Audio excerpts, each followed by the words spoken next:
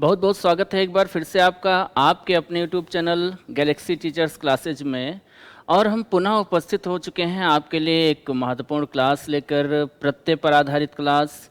और देखिए, हम लोगों ने पिछली क्लास में तव्यत और अनियर प्रत्यय पढ़ा था, जिसमें हम लोगों ने ये जाना था कि तव्यत और अनियर प्रत्यय विधिवाचक प्रत्यय होते हैं। इनके द्वारा बने हुए शब्द जो होते हैं क्या होते हैं? विशेषण होते हैं और तीनों लिंगों में प्रयुक्त होते हैं। अच्छा, इसी के साथ हम लोगों ने ये भी जाना था कि विगत परीक्षाओं में किस किस तरह से हमारे प्रश्न पूछे जा चुके हैं। इसी क्रम में आज हम एक और महत्वपूर्ण प्रत्यय पढ़ने चल रहे हैं, और आज का जो हमारा प्रत्यय है वो क्या है? यत प्रत्यय है। ठीक है, कौन सा प्रत्यय है? यत प्रत्यय है। अब ये यत प्रत्यय जो है, ये प्रत्यय भी हमारा विधिवाचक प्रत्यय है। कैसा प्रत्यय है बोलिए? विधिवाचक प्रत्यय है। ठीक है। अच्छा देखिए, विधिवाचक का मतलब हम लोग पिछली क्लास में समझ ही चुके हैं क्या होता है। विधि मतलब चाहिए, और वाचक मतलब बतलाने वाला। चाहिए का अर्थ बतलाने वाला ये प्रत्यय है। अर्थात हम कह सकते हैं कि इस प्रत्यय का प्रयोग हम किस अर्थ में करते हैं? चाहिए के अर्थ में करते हैं। किस अर्थ में करते हैं बोलिए? चाहिए के अर्थ में करते हैं। और इस प्रत्यय का प्रयोग हम किस अर्थ में करते हैं? तो योग्य के अर्थ में करते हैं। किस अर्थ में बोलिए? योग्य के अर्थ में। ठीक है, तो इस प्रत्यय का प्रयोग चाहिए के अर्थ में होता है, योग्य के अर्थ में भी होता है, लेकिन चाहिए के अर्थ में कब होता है और योग्य के अर्थ में कब होता है, ये भी हमें समझ लेना चाहिए। तो ध्यान दीजिए, जब हमें कर्मवाच्य और भाववाच्य में क्रिया बनानी होती है, कहाँ बनानी होती है? कर्मवाच्य और भाववाच्य। ठीक है, तो जब कर्मवाच्य और भाववाच्य में क्रिया बनानी होती है तो हम यत प्रत्यय का प्रयोग करते हैं चाहिए के अर्थ में। योग्य के अर्थ में जब हम इसका प्रयोग करते हैं, किस अर्थ में करते हैं बोलिए? योग्य के अर्थ में। तो योग्य के अर्थ में इसका जब हम प्रयोग करते हैं तो इसके द्वारा बने हुए पद क्या कहलाते हैं? इसके द्वारा बने हुए पद क्या कहलाते हैं? विशेषण कहलाते हैं। योग्य के अर्थ में इसके द्वारा बने हुए पद क्या कहलाते हैं? विशेषण कहलाते हैं। ठीक है, अब ध्यान दीजिए, हमने पिछली क्लास में भी समझा है, पुनः समझ लें कि जो विशेषण होते हैं वो तीनों लिंगों में प्रयुक्त होते हैं। कितने लिंगों में? 3 लिंगों में। कौन कौन से 3 लिंग? पुल्लिंग, स्त्रीलिंग और नपुंसक लिंग। ठीक है, तो यहां तक की बात आपको समझ में आ गई। चाहिए के अर्थ में इसका प्रयोग किया जाता है, और किस अर्थ में? योग्य के अर्थ में। अब यत प्रत्यय का जब हम प्रयोग करते हैं तो यत प्रत्यय का जो ता है इसका हो जाता है लोप, और शेष क्या रहता है? यह शेष रहता है। ठीक है, एक सूत्र होता है अचो यत। ठीक है, एक सूत्र क्या होता है? अचो यत। और ये अचोयत सूत्र क्या कहता है? ये कहता है, अचोयत का मतलब है अचह धन यत। और अच किसको कहते हैं? स्वर को कहते हैं। तो अच किसको कहते हैं? स्वर को कहते हैं। अच का मतलब क्या होता है? स्वर।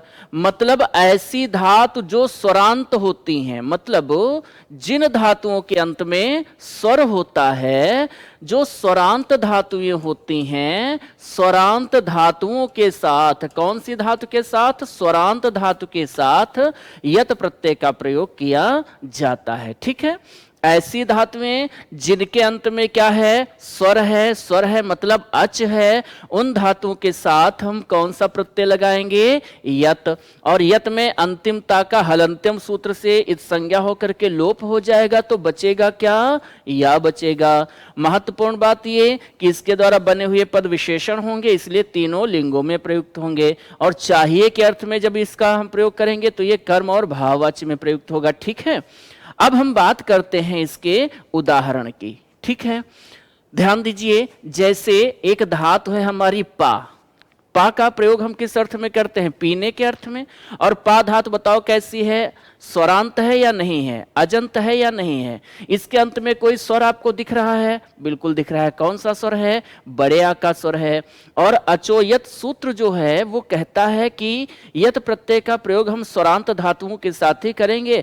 तो ये धातु हमारी स्वरांत है, इसके साथ हम यत प्रत्यय का प्रयोग करेंगे। और पा के साथ जब हम यत प्रत्यय जोड़ेंगे तो हमारा शब्द क्या बनेगा? पेयः। पेयः मतलब पीने योग्य, ठीक है। अच्छा, पेयः क्या है? यह है आपका पुल्लिंग शब्द। अगर स्त्रीलिंग बनाना हो तो क्या हो जाएगा? पेया हो जाएगा। और अगर हम बात करें नपुंसक लिंग की तो पेयम हो जाएगा। क्या हो जाएगा? पेयम। पेयम में कौन सा लिंग है? तो यह है नपुंसक लिंग, ठीक है। तो पा धातु के साथ यत प्रत्यय लगाया, पुल्लिंग में क्या बना? पेयः, स्त्रीलिंग में क्या बना? पेया, और नपुंसक लिंग में क्या बना? पेयम। अब एक बात और हम लोग समझ लेते हैं महत्वपूर्ण, वो ये है कि ये अलग अलग लिंग हैं। एक पुल्लिंग है, एक स्त्रीलिंग है, एक नपुंसक लिंग है। और इसके ये जो पद हैं ये क्या है? विशेषण है। और विशेषण है तो इनके शब्द रूप चलेंगे। और शब्द रूप किस में चलते हैं? विभक्तियों में और वचनों में, है ना। तो जैसे हमें पेयः का रूप बनाना हो तो हम कैसे बनाएंगे? अब पेयः में आप देखिए अंत में क्या है? छोटा आ है, ये अकारांत पुल्लिंग है, तो इसके रूप किसकी तरह चलेंगे? क्या आपको अलग से रटने की आवश्यकता है? नहीं है। अगर आपको राम के रूप याद है, रामः रामो रामाः, तो राम की तरह ही इसके भी रूप चलेंगे, पेयः पेयौ पेयाः। अगर आपको स्त्रीलिंग में लता के रूप याद हैं तो पेया का रूप अलग से याद करने की आवश्यकता आपको नहीं है। जैसे लता का रूप चलता है लता लते लताः, लताम लते लताः, वैसे ही पेया का रूप चलेगा, पेया पेये पेयाः। अगर आपको फल के रूप याद हैं, फलम फले फलानि, वैसे ही रूप चलेंगे किसके? पेयम के, पेयम पेये पेयानि, ठीक है। तो कुल मिलाकर के पेयः का रूप राम की तरह चलेगा, पेया का रूप लता की तरह चलेगा, और पेयम का रूप किसकी तरह चलेगा? फलम की तरह, ठीक है। चलिए अन्य उदाहरण हम लोग देख लेते हैं। अन्य उदाहरण हम लोग देख लेते हैं। और जैसे हमारा उदाहरण है, धातु हमारी क्या है? दा धातु है। और दा धातु का प्रयोग देने के अर्थ में किया जाता है। यत प्रत्यय जोड़ेंगे, क्या हो जाएगा? देयः। और स्त्रीलिंग में क्या होगा? देया। और नपुंसक लिंग में क्या होगा? देयम, ठीक है। देयः देया देयम, ठीक है। देयः देया देयम हो गया। ऐसे ही धातु है कौन सी? जी धातु है। जी मतलब होता है जीतना, है ना। और जी धातु के साथ हम यत प्रत्यय का प्रयोग करेंगे तो हमारा शब्द क्या बनेगा? पुल्लिंग में जेयः, स्त्रीलिंग में क्या बनेगा? स्त्रीलिंग में क्या बनेगा? जेया। और नपुंसक लिंग में क्या हो जाएगा? जेयम। जेयः जेया जेयम हो जाएगा। अगर हम नी धातु की बात करें, नी का मतलब होता है ले जाना, और यत प्रत्यय जोड़ेंगे तो क्या बनेगा? नेयः। क्या बनेगा? नेयः। और क्या बनेगा? नेया। और क्या बनेगा? नेयम। नेयः नेया नेयम हो जाएगा। अच्छा देखिए अगली धातु हमारी क्या है? श्रु धातु है। श्रु धातु का प्रयोग हम करते हैं सुनने के अर्थ में, है ना। सुनने के अर्थ में इसका हम प्रयोग करते हैं। और श्रु धातु हमारी स्वरांत धातु है, इसके साथ हम यत प्रत्यय का प्रयोग करेंगे तो बताइए जरा रूप क्या होंगे इसके? इसके तीनों लिंगों में क्या रूप बनेंगे? बताइए जल्दी से।